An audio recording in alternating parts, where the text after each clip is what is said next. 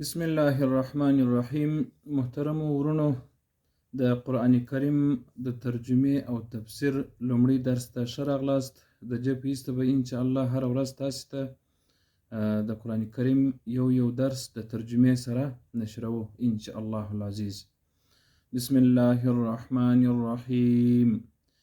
شروع کوم په نامه د الله تعالی جل جلاله چې ډیر زیات مهربان او پوره رحم لرونکی دی. الحمد لله رب العالمین.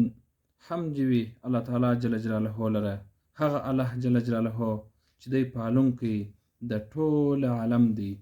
الرحمن الرحیم، چې ډیر زیات مهربان او پوره رحم کوونکی دی. مالک یوم الدین، مالک دی او خاوند دی د ورځې د جزا، د ورځې د قیامت. ایاک نعبد، خاص تا ته عبادت کو ای الله جل جلاله. و ایاک نستعین، او خاص تا څخه کومک غواړو. اهدنا، وښیه موږ ته صراط المستقیم، هغه برابر لار.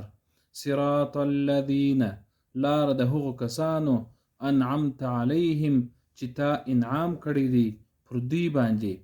غیر المغضوب، نه لاره د هغو کسانو چې غضب پر سوی دی، ولا علیهم پر دوی باندې، ولا الضالین، او چې دوی ګمراهان دي.